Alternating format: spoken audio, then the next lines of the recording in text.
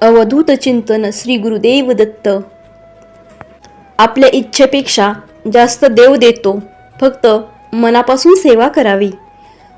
मनुष्य वास्तविकपेक्षा कल्पनाविश्वात आणि चिंतेत जगत असतात. अनेक प्रकारच्या चिंता मनुष्य ओढवून घेतो, पण या सगळ्यावर एक रामबाण उपाय: चिंतन करा. सगळ्या चिंता लगेच दूर होतात. प्रयत्न करून बघा. तुमच्या कुलदेवतेचे चिंतन करा. अनुभव आल्याशिवाय राहणार नाही. चिंतेने आयुष्याची घडी विस्कळीत होते, तर चिंतन केल्याने योग्य मार्ग सापडतो. देव सूक्ष्म रूपात आहे, त्याला तुमच्या मनातील विचार कळणार नाहीत, पण शब्द ऐकू जातात. मनातल्या मनात शब्द उच्चारले तरी सुद्धा ऐकू जातात. मनुष्याने जन्म सार्थक व्हावा यासाठी चिंतन करावे. चिंतन आणि नामस्मरण एकच आहे. देवाला तुमचे शब्द ऐकू जावेत म्हणून नामस्मरण करा. दिगंबरा दिगंबरा श्रीपाद वल्लभ दिगंबरा. देवा सर्वांना सुखात, समाधानात, आनंदात ठेवा. अवधूत चिंतन श्री गुरुदेव दत्त. श्री स्वामी समर्थ महाराज की जय. श्री स्वामी समर्थ देव हे प्रत्यक्ष परब्रह्म भूतली अवतरले आहे. सर्व जीवांच्या कल्याणासाठी श्री स्वामी समर्थ देव भूलोकी आले. एखाद्या भक्ताने आपलं दुःख श्री स्वामी समर्थ देवांना सांगावं आणि श्री स्वामी समर्थ देवांनी त्या भक्ताचे दुःख दूर केले नाही असे केव्हाच होत नाही. भक्तांचे दुःख, अडचणी श्री स्वामी समर्थ देव सदैव दूर करतात. भक्तांचे मनोरथ श्री स्वामी समर्थ देव सदैव पूर्ण करतात. भक्तांच्या ठायी हवा पूर्ण विश्वास, भक्ती आणि सहनशीलता. जीवनातील संकटे कुणास टळली नाहीत, म्हणून संकट आले म्हणून खचून जाऊ नका. स्वामींचे स्मरण करा. स्वामी सर्वत्र अदृश्य स्वरूपात आहेत. जशी आई तिच्या लेकराला त्रास होताना पाहू शकत नाही, तसे स्वामी समर्थ कुठल्या ना कुठल्या रूपात येऊन तुम्हाला साथ देतील. पण एक लक्षात ठेवा, तुमच्या प्रयत्नात मात्र कमी पडू देऊ नका. एखादी आई पण मुलांना तेव्हाच मदत करते जेव्हा आधी तो स्वतः संपूर्ण प्रयत्न करतो. देव जे करतो ते आपल्या चांगल्यासाठी आणि भल्यासाठीच करतो. देव आपल्याला ते देत नाही जे आपल्याला आवडतं. देव आपल्याला तेच देतो जे आपल्यासाठी योग्य असतं. ज्याप्रमाणे आपलं हित कशामध्ये आहे हे आपल्यापेक्षा आपल्या आई वडिलांना जास्त कळतं. आपलं वाईट व्हावं असं त्यांना कधीच वाटत नाही. तसं देव देखील आहे. आपल्या सगळ्यांचा हितचिंतक आहे. कोणासाठी काय योग्य आणि काय अयोग्य हे आपल्यापेक्षा देवाला जास्त कळतं. म्हणून देवाच्या प्रत्येक निर्णयावर नाराज होऊ नका, कारण देव जगातला सर्वात मोठा लेखक आहे. जे तुमच्या नशिबात असेल आणि जेव्हा तुम्हाला मिळायचं असेल ते तेव्हाच मिळेल. भाग्य से पहिले और किस्मत से ज्यादा कभी कुछ नहीं मिलता. जे तुमच्या नशिबात असेल ते कोणी हिरावून घेऊ शकत नाही, आणि जी गोष्ट तुमची नसेल त्यासाठी तुम्ही जीव जरी ओवाळून टाकला तरी देखील ती तुम्हाला मिळणार नाही. हे त्रिकालबाधित सत्य आहे. तुम्ही नाकारल्याने नाकारले जाऊ शकत नाही. देवाने ही सृष्टी निर्माण केली, प्राणी, पक्षी, जीवजंतू निर्माण केले, परंतु कधीच कोणाला उपाशी मरू दिलं नाही. ज्याला त्याने चोच बनवली आहे त्याला चारा देखील तोच पुरवतो. म्हणून देवावर मनापासून विश्वास ठेवावा. एखादी गोष्ट आज आपल्याला चुकीची वाटते, परंतु कदाचित देवाने आपल्याला जे दिलं असेल त्यामुळे आपल्याला भविष्यात काहीतरी चांगलं होणार असेल यावर श्रद्धा ठेवावी. आपल्या आयुष्यात येणारी सुख दुःख हे आपल्या कर्मानुसार आणि आपल्या प्रारब्धानुसारच आपल्याला मिळते. आपण एखाद्याला दिलेला त्रास, एखाद्याचे मन दुखावले असेल किंवा दुसऱ्याचा चुकीचा आशीर्वाद घेतला असेल तर त्याची शिक्षा आपल्याला भोगावीच लागते. कदाचित या जन्मात तुम्ही खूप पुण्यवान असाल, खूप चांगली कर्म करत असाल, तरी देखील तुमच्या आयुष्यात दुःख येत असेल तर समजून घ्या की तुमचे मागच्या जन्मीचे ही कर्म आहेत आणि या जन्मात केलेल्या चांगल्या कर्माची फळं देखील निश्चितच तुम्हाला मिळतील. देवाची भक्ती केल्याने आपल्या आयुष्यात आलेली दुःख सहन करण्याची ताकद देव आपल्याला देतो.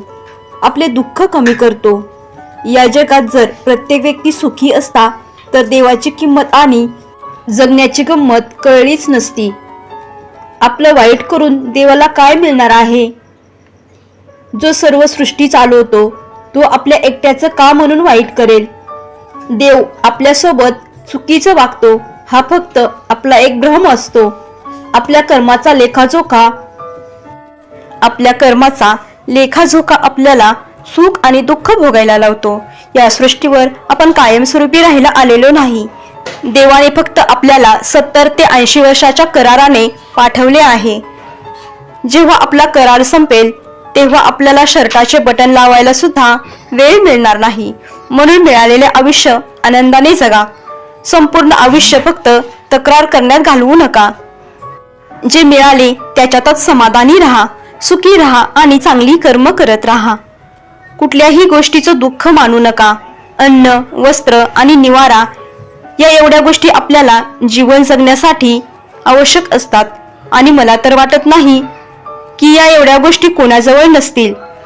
प्रत्येकाजवळच आहेत आणि जीवनात अजून काही मिळवायचे असेल तर त्यासाठी प्रयत्न तर करावेच लागतात. शेवटी कर्माचे भोग कोणाला चुकले नाहीत. देवादिकांना चुकले नाहीत तेव्हा तुम्ही आपण तर एक सामान्य माणूस आहोत. आपल्याला कसं काय चुकेल?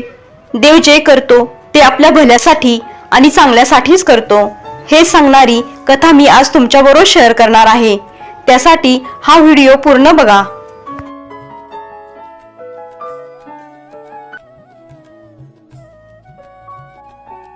एकदा एक राजा आणि त्याचा प्रधान शिकारीसाठी जंगलात जातात. शिकार करताना चुकून राजाच्या बोटाचा अंगठा तुटतो. राजाला खूप दुःख होते. पण इतक्यात राजाचा प्रधानमंत्री म्हणतो, महाराज, जे होतं ते चांगल्यासाठीच होतं. यात देखील तुमचं काहीतरी चांगलं असेल. राजाला खूप राग येतो. राजाला वाटते मला एवढा त्रास होतोय आणि प्रधान मात्र चांगलं झालं असं म्हणतोय. राजा आपल्या शिपायाला आदेश देतो आणि प्रधानाला बंदीखान्यात कोंडून ठेवायला सांगतो. राजाच्या आज्ञेनुसार शिपाई प्रधानमंत्रीला बांधून ठेवतात. तरी देखील प्रधानमंत्री हेच म्हणतो, जे झालं ते चांगल्यासाठीच झालं. राजा प्रधानाला म्हणाला, मूर्खा, तुला बांधून ठेवले आणि तरी देखील तू तेच म्हणतोय, जे झालं ते चांगल्यासाठीच. प्रधानमंत्री मनाशीच हसतो. त्यानंतर एके दिवशी राजा परत शिकारीला जातो. त्यावेळेस आदिवासी लोकांचा काहीतरी कार्यक्रम चालू असतो. त्यात त्यांना नरबळी द्यायचा असतो. त्यामुळे ते नरबळीच्या शोधात असतात.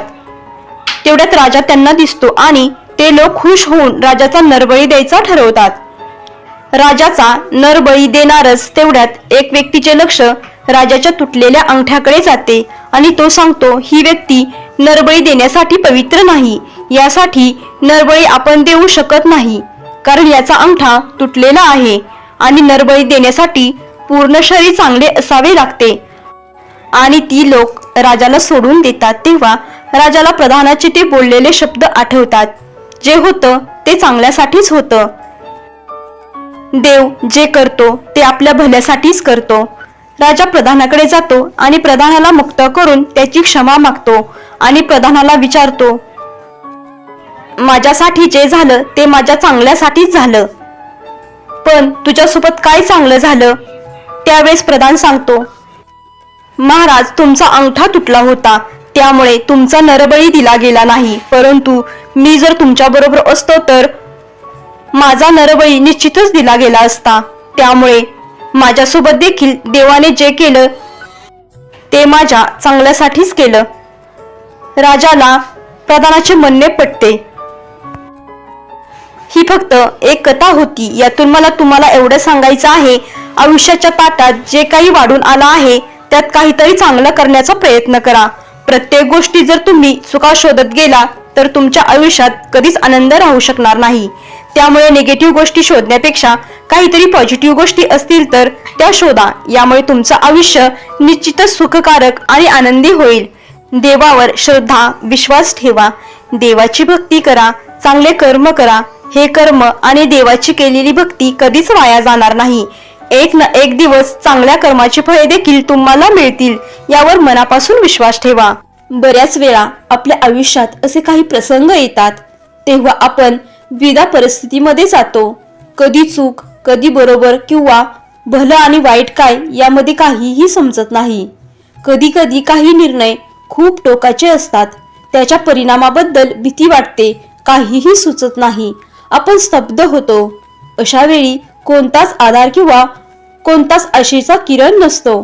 तेव्हा धीर न सोडता, न खचता एकदा शांतपणे स्वामीसमोर बसा. मन शांत करण्याचा प्रयत्न करा. आपली सर्व परिस्थिती त्यांना इतक्या आत्मीयतेने सांगा की जसे ते आपल्या समोर बसून ऐकत आहेत.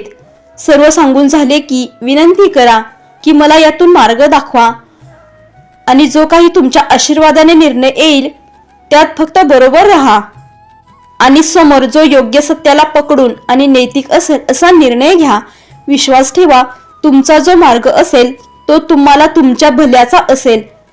कधी कधी तो मार्ग अवघड किंवा चुकीचा वाटला तरी सुद्धा घाबरू नका, कारण दुर्गामी तो योग्य परिणाम देणारा राहील. आणि ज्या मार्गावर साक्षात स्वामी महाराज बरोबर असतील तर चिंता कसली.